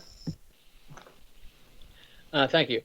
Mike, just FYI, I sent John, and perhaps John's already forwarded it to you, a long conversation on Facebook today about scheduling and a lot of problems that they're having, especially the families who have 2 or 3 kids in elementary even, in the same elementary school for that matter, and their schedules aren't meshing.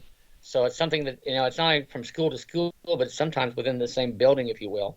But you'll see those comments, and it's some of them are rather lengthy, put it mildly. I think it took 4 hours to transcribe. Anyway, that said, when we look at the chart that was in the board briefs on the kids in the special needs group in the, let's see, what is it? In the Learning Center. It said we had 146 enrolled in, and I don't know if you have this in front of you, but I'm just going to read it off here. It's 146 total enrollment in the Learning Center. It had an in-person enrollment of 119, declined to 25. The declined in-person instruction, was that a matter of the IEP team determined that the child or the student either didn't need or didn't meet the criteria for in-person, or is it the fact that you have a lot of kids that may have some underlying health issues and it just doesn't make health sense to have them risking their life to get in classroom? I believe it's both, but I did invite Dr. Hitch to join us tonight in case there were questions like this. So Shannon, are you available to answer that one? Hi, everyone. So actually that data reflected students who in-person services were recommended, but the families chose to decline. So some students have health and medical issues, others families just didn't feel safe or comfortable having their students come in person. And so that's just the reflection of those that said no to our offer. And then I think Mark was also talking about there was the percent or the number of kids who were actually receiving services, and there was a number who declined, and then there's still a balance of anywhere 40 to 50 kids. So I think what I heard is those 40 to 50 where the IEP team with family said, yeah, this in person probably doesn't make sense. Is that the case? Yes, so we had that conversation with every family, and so some families and IEP teams decided in person was not needed. The student was making progress doing remote learning, and in other cases it was recommended and families either chose to come or they chose to decline. Is it possible for us to break down in that decline category the ones who the IEP team decided that didn't need to be in person versus the ones that the parents refused to have or did not want to have in person? Because to me, declining as a family is one thing. Having the IEP team decide something is a different thing, because not always do the parents and the IEP team agree. It'd be a first, I think, in a lot of cases if it did. So the families that are noted in the graph as declining, those were only declining the in-person offer. The rest of the students, if they were not identified as in-person, were students where the IEP team made the decision that remote learning would be sufficient to meet their needs. Okay. Director Stewart, are you thinking though it would be there's only 2 missing out of the 146? I think the question is if there's an IEP team meeting, would there have been cases where a parent said, I really think in person is the right way to go, and the IEP team as a whole said, just in looking at all the data, we are coming to the conclusion that it's not appropriate. Would we have any way to track that? Not without going in and looking at each individual child's IEP. So that was the team decision that was made. And they make those decisions based on previous performance, based on student progress, on IEP goals and objectives. It was meant to be a collaborative process with families and with the school team. Okay. Okay. There's still 2 persons missing in that group anyway, to be quite frank. You got 119 plus 25 equals 144. But you got 146, so somebody's missing somewhere. I'm not great at mathematics, but I know. Well, you can imagine just the data collection was challenging in and of itself, considering all of the moving parts with fluid team meetings happening across all schools and districts in a very short, limited period of time, as well as us seeking to gain that data from school teams and principals. So, it was as accurate as we could get the data at that point in time. I was actually pretty impressed with what we were able to pull together. I was just wondering if there was a 4th category or something that was missing, but it would, to be quite frank, it would be very helpful to know, again, if on the declined in person, if it was the parent who declined it or was the IEP team who declined it. Now, the fact that you have to go through IEPs to find that out, I don't care. What I do care about is families who it was declined for them as opposed to them declining it. Because I can understand if a kid has an underlying health condition such as a heart transplant or whatever and doesn't want to be around possible infection or a kidney situation, whatever. They wouldn't want their child in there, or the parents are just so freaked out about COVID that they don't want their child leaving the house. But that's one thing. But if it's an IEP team that decides, no, we don't think you need it, to me, that's 2 separate categories. Mm-hmm. So I'll talk with Mike and Shannon to see if we can clarify the data. Thank you. Yep. Thanks. I lost track of the order. I think it's Director Sage and then Director Bleasner. Thank you.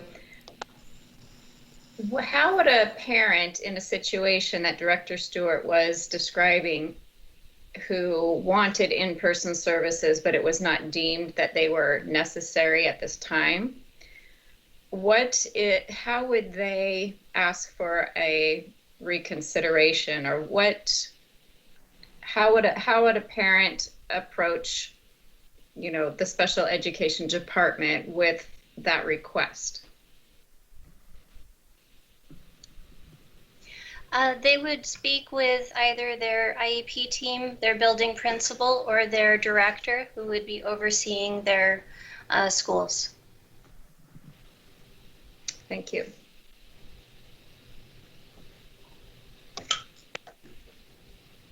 Director Bluchner? Yes, well, thank you. Appreciate all the work that goes in. Recognize it is a work in progress and the focus on how do you get alignment. And you spoke about schedules and those pieces. And this isn't really a new problem. It's been true within our district and within schools. And how do you align these things across so many different buildings? So appreciate just that it brings it more to the forefront yet again in an online environment. The other question that I have with this would be and I was in a discussion around this, around grading practices. And working with ensuring that grading practices are equitable, especially within an online environment where it shifts, where we do, sometimes there are teachers who grade participation because you were part of a class or you did that. So I don't know where that is in our conversation as to how are we moving more towards, ideally, in my opinion, would be a mastery-based concept. Because there are behaviors and practices of doing things, which is one thing, and then there is a mastery of the concept in which you're working towards. So I'm not sure where we're at with that, but I would think that's another component that's being thought about. And maybe it's for the future that we have the conversation, but wanted to toss it out there. Yeah, I can just speak briefly, and I think it might be good to put into a board brief too. We did provide our teachers with guidance for grading in a remote setting, and we pushed on that a bit to say, and kind of what you're referring to, competency, but also standards-based grading. Use the standards to be the criteria by which you assess students. And think about things like participation, particularly in a remote setting. Participation in a class and participation sitting at home in a device that you're just making sure is on is very different. And even participation in general, I agree with you that that's a separate category that should not be woven into a grade. Our conversation was to start with guidance and then to start pushing and having conversations. Our teachers needed something to start with on the first day, and so we provided some guidelines and some things to think about. And then I know Dr. Rose and Kelly Pease are working with teachers to continue to push on grading practices, particularly in remote. I don't want to overpromise this, but we do believe that this change has been an opportunity for us to go back and look at our grading practices and really think about them in different ways. And so, again, looking for the silver lining, we think that that may be one of the very few silver linings in this remote practice. Because I remember about probably 5 years ago, we had looked at secondary and middle school, shifting more to a standard-based concept, and that didn't happen. The decision was made not to go forward with that work. So I appreciate the silver lining and working towards that. The other question that I had was, we've mentioned feedback and that this is a work in progress. Will there be steps along the way as we're in full remote learning for families or students to be able to provide feedback? Like, on Friday, this will be, have we set up a structure for that to happen so we can gather that and go? Or is it more submitting to Let's Talk, you're analyzing that? I'm just wondering if there's anything structured and planned to get that feedback. I mean, the first thing we're thinking about looking at is that end of day checkout. We're planning on talking about that with our principals tomorrow, and then a way to gather some information about that. And by the way, that was I was having a conversation with one of our principals today who's also a parent, who says, I'm struggling with this scheduling too. And we need to work on that. And so that's first step. We're also keeping in mind, we are in the second week. So we've been talking about, we need to survey our teachers too to see what their needs are. And we're all excited, but we have to remember everybody is just learning this new system. And so we're trying to be very careful about not pushing too much out right away. At the same time, we don't want to lose the opportunity to gather some information that will help us to make changes more rapidly. So we are thinking again about starting with that first questions around scheduling, and then moving into questions around how the instruction's going, is it meeting your needs, things like connection, et cetera. The other thing to remember is those check-in and check-out times really are intended for teachers to check in with their kids about how things are going. So, for example, I mentioned the resources that Johnny Fu and his team put together. There are surveys in there that ask kids, how well did you do today? Did you meet your goals? How well did the way of learning actually support you? And so we're gathering that information on an individual class basis as well, so teachers can make decisions. But I think what I'm hearing from you also is that more systemic across the board. How are we gathering information to make adjustments in our approach? And again, we're just trying to be careful about the timing of that. We don't want to push surveys out so quickly that it just makes one more thing for people to do when they're really trying to set up routines and procedures, not only in their classrooms, but in their homes. And actually having a more ad hoc approach where you have it being able to come in multiple ways and you're working with it is also valuable in many ways, but also setting up something systemic that can go through. I would think a thought exchange could be a possibility to be able to do things and sort of get some of those themes and things out in a different fashion. So just want to make sure that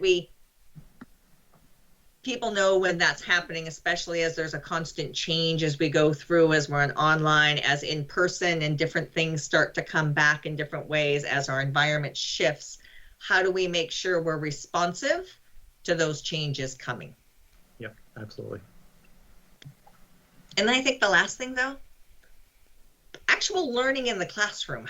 Right now we're still a lot of logistics in those pieces. Mm-hmm. I do wonder of what's actually happening in the classroom and how we're going to know that's working. Yeah. I get concerned that science and social studies seems to be asynchronous for most, and it makes me a little concerned. But I know you can get built in many ways. But so I guess that's the other piece. And I don't know if can the board at some point, can we visit classrooms? Do a school visit virtually and be able to just see some of this in action to put that into an understanding of what is happening. Yeah, and I think we're trying to be careful of these first few weeks of protecting teachers.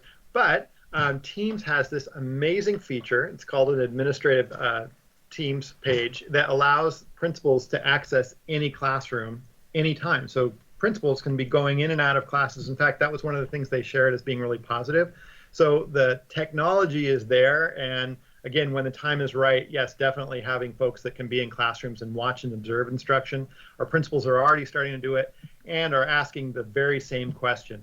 How do I give really good feedback about what I'm seeing so that we're delivering great instruction? And so we're going to be working with our principals, and Dale's also working on the evaluation side to really give good feedback to our teachers so that they can deliver good instruction. And then again, as you mentioned, making our classrooms visible. On the flip side of that, though, our classrooms are more open than they've ever been. I mean, literally in every single family's home, the classroom is open. So I think what I'm hearing from you, though, again, is that system level, how are we observing and watching our classes and making sure that we're delivering really high quality instruction. And then to wrap up, I also, what you mentioned is really important. These first few weeks really have been setting the procedures, the routines, the logistics, and now should start shifting more into that content and those conceptual understanding. And so, again, that's all gearing up. We're also really working hard to provide lots of instructional resources and making sure those are all going to work and we can put those in the hands of teachers. Yeah, no, that's great. No, and actually my reason of speaking to school visits is to understand what is happening. What does it look like? What does classroom teams look like when you're actually, and that's just better than to be able to speak to it as well and understand what's going on. Yeah. Problem-based learning sort of concept. Director Stewart, your hand is raised. Did you have another question? Yes, I did. And this may actually go to communications more than it really does content. I've seen a major uptick on the parent pages on Facebook, and there's one page called At Home Learning, LWSD and Beyond. It's been a major uptick in comments. Have we seen an uptick in the Let's Talk page? I didn't know if we had any numbers on that. I heard Sally talk about how gone through the roof in the helping for IT problems, but I didn't know perhaps the Let's Talk feature was having the same explosion. Mark, why don't you give us a chance to evaluate that, and I can get back to the board this week with that data. Just curious. I'm curious too if anyone, if we're also having an uptick in the traffic for our Facebook page, because I keep referring people over to both of them, and I want to find out if they're actually following through. Sure.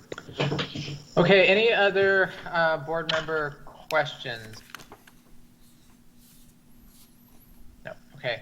Dr. Holman, does that conclude the presentation on the Return to School Task Force? Yes, it does. Thank you.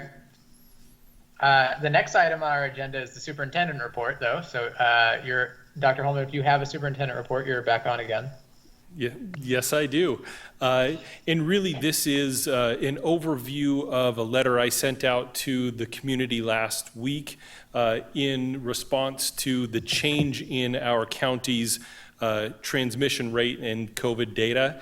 As you know, the Department of Health put out the decision tree that really outlined 3 different categories that schools were placed in: high risk, moderate risk, and low risk. High risk being counties that had 75 or more cases per 100,000 on average over 14 days. And so in King County, we started that process around 100 cases per 100,000 over 14 days. And we started to see a decline. And then last Wednesday, it was reported that as a county, we're at 65 cases per 100,000 over the last 14 days, which actually changes us from high risk to moderate risk. And so given that change, and actually it was a bit of a surprise that it had changed that quickly, I did draft a communication to staff and community, just because we have been transparent that we are looking at the data, we're using the data as we think about decision-making processes. And I know there was a number of families that had communicated with me wondering if we knew about that change. And so just to be transparent with the community and our staff, wanted to indicate that yes, we're looking at it, but there's an and to evaluating this data. And so it's important for our community to know that we're looking at it and that this data has to maintain over time. It can't just be a blip on the screen and then we flip a light switch and kids re-enter our schoolhouses, but it has to be a very methodical approach to thinking about how do we get kids back into school and when is that right time, knowing that the last 2 major holiday weekends that we had, King County saw a relatively significant spike in the data. We hope that isn't the case with our most recent Labor Day weekend. Those data will come about 10 to 14 days after the holiday. And so by the end of the next week, we should have an indication of the impact of Labor Day on these data. Because really, we are part of the overall community, and being part of the overall community, we have to know that any actions we take as a district have direct impact on the transmission rates and the spread of the virus. And we don't want to be that cause of the spread, and so we want to be very mindful about how we look at the data. And so, but we also know when you look at our regional data, when I think about our district of Redmond, Kirkland, Sammamish, Union Hill, all of which are data that are reported on the King County Public Health site, we know that the data ranges in those 4 areas between about 12.5 up to 39 cases per 100,000 over 14 days. And so we actually, as a district, have a lower rate than the overall county. But what I have also communicated with a number of families over the last week is it isn't just our district we have to pay attention to. We also have to think about the 50% plus of staff members that actually reside outside of our district attendance areas. And when I was just looking at some of the rates in areas where I know our staff live, some live up north, some live down south. We have staff that are in communities right now where their rates are still at 100, 105, 110 cases per 100,000 over the last 14 days. And so we also have to think about what it means to have an individual coming from a community into our school district as we continue to pay attention to the spread of the virus. And as I have said all along, our primary goal is to get kids back into in-person learning while we are considering health and safety. Those are key criteria. And then on Friday night, so I sent the message out to the community on Thursday, and then we saw Pierce County Public Health release a statement. We saw Snohomish County release a statement. And then Friday night, King County actually released a statement on their website, and Dr. Duchin and Director Hayes thoughtfully put together how they've been supporting schools. And I just want to read a portion of this because it really does contextualize our work moving forward and how we need to continue to think about this. It reads, if transmission rates remain moderate or continue to decline in King County, some school districts may decide to bring some students back to classrooms for in-person learning based on their own assessment and plans and ability to offer in-person learning with reduced risk. Washington Department of Health's decision tree recommends younger students be prioritized to return for in-person learning because they struggle the most with online learning and are in a critical stage in their development. Over time, hybrid learning may be considered for middle and high school students if transmission continues to decline. When in-person learning resumes, schools must continue to implement the Washington State Department of Health guidelines for anyone at school, which includes face covering, physical distancing, keeping students in small, consistent groups or cohorts, increased cleaning and sanitation, and improved ventilation in buildings. And so that's directly read from Dr. Duchin and Director Hayes' public release of information talking about their support for schools. We are analyzing our next steps. As you know, we started modeling hybrid learning, in-person learning for a number of grade levels. As we saw the case rates increase, and on July 23rd did make that decision and communicated to the community that we'd be starting with the majority of students in a fully remote model. And we have to think about how do we get kids back into school, being very thoughtful about that process, working with all of our internal stakeholders to make sure that our staff are prepared, our schools are prepared, and we know that there's a number of families that will say we want to continue in a remote environment. And so lots of considerations that have to go into actually getting kids back to in-person learning, but wanted the board to know that these are conversations we are having and thinking about how do we move forward in a very thoughtful manner, knowing that we have to be very cognizant of the data, pay attention to it, make sure that it is stable in that moderate range while we're doing our evaluation. That's my report. Hey, Dr. Hallman. Any board member follow-up questions? Okay, the next item on our agenda, oh, I'm sorry, Director Bleasner. Late. Thank you. So yes, so it has been a lot of great work that's happening in the partnership between the school districts around the area as well as with public health. The toolkit that's come out in which to support and be able to do this. We're much further along now, I think, than we were at the beginning of this month even, at being able to ensure that work with that safety and reducing the risk within our schools. So as you look at this and you go forward, when would be, is there a time frame or at least an idea of which the community could expect to hear if the numbers kept going down and all of that? When would be the next time they would hear that, yes, we're thinking about this and going forward with kindergarten or first grade or our younger learners? Right. And so what I told the community was that they can expect to hear back from me this coming Friday with an update.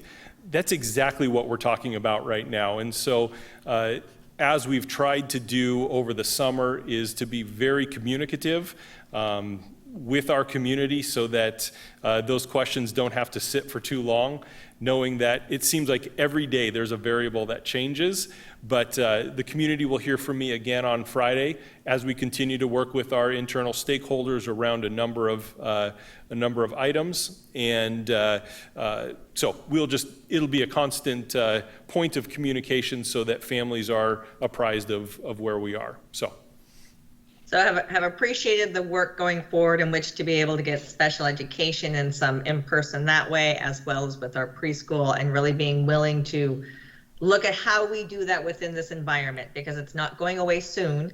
And how do we ensure that we're meeting the needs of our families and students on all sides, those who need an online instruction as well as those who would need an in-person instruction. So I appreciate the thoughtfulness going into that. Yeah, and in a meeting with principals today, one of our principals reminded us that they are implementing school now, and it's not simple. The processes and procedures just to get kids from external to internal and actually in classes with this site has 15 students daily, and that is a process.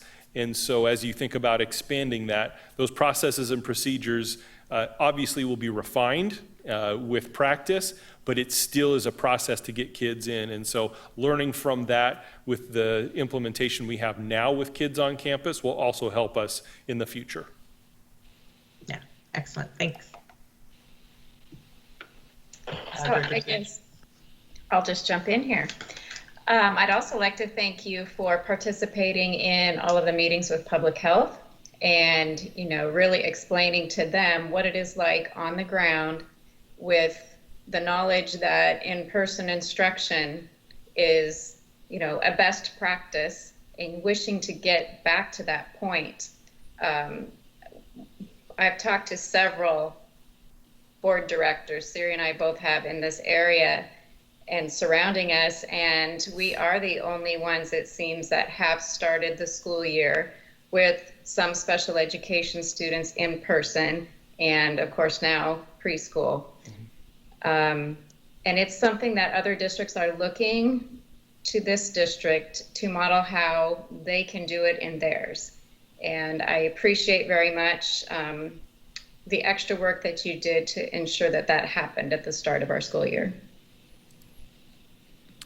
And while I know the compliment was directed towards me, the massive amount of staff time it took to make that happen, Shannon's team, I mean, every team, you know, that is here in the district, yes, just to get, you know, a single student on campus had to be thought through. All of the health and safety, our transportation team has been working day and night to try and implement our transportation system differently than what we have in a typical school year. So many of our teams just to be able to do this, and our staff has been tremendous. I was out at a school last Thursday in a classroom seeing kids learning.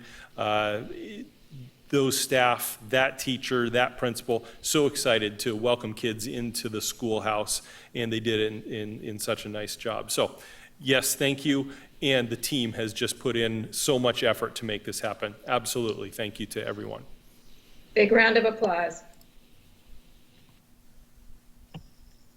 Any other board member questions on the superintendent report? Okay, the next item on the agenda. Dr. Stewart, your hand went up I saw it go up, so I don't want to move on. You almost escaped.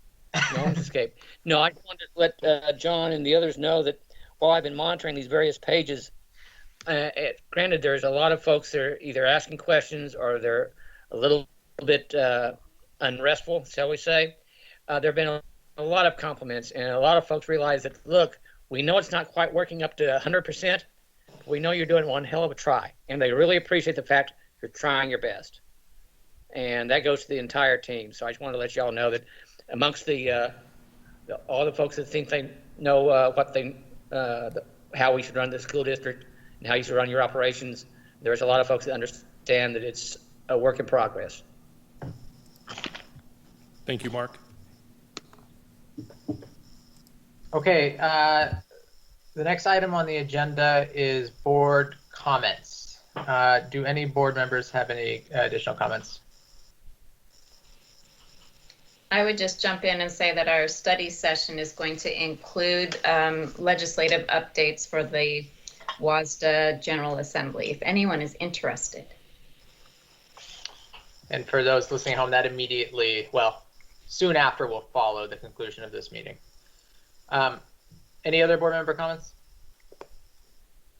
I just want to say that when I saw Dr. Holman's message to the community about the improving data in King County, I was filled with hope and I remain filled with hope that the data will continue improving. I was surprised how happy that actually made me to see that, because I really hope that we can get kids back in school safely as soon as we can. Okay, following tonight's board meeting, the board will be meeting in study session. The topics to be discussed are a review of operational expectation 10, the learning environment and treatment of students, and operational expectation 11, the instructional program. In addition, we will be reviewing the 2020 legislative priorities and platform in advance of the Washington State School Directors Association General Assembly that is upcoming. Finally, the board will have an executive session for the purpose to consider the selection of a site or the acquisition of real estate by lease or purchase and the minimum price at which real estate will be offered for sale or lease. There will be no board action taken following the executive session. It should be noted that board meetings in October may be adjusted pending changes in the governor's orders regarding the Open Public Meetings Act. Information will be updated on the district's website as soon as that information is known. As of right now, the board's next scheduled meeting is on October 5th with a study session in person. It's scheduled at 5 p.m. At the Resource Center, followed by a 7 p.m. board meeting.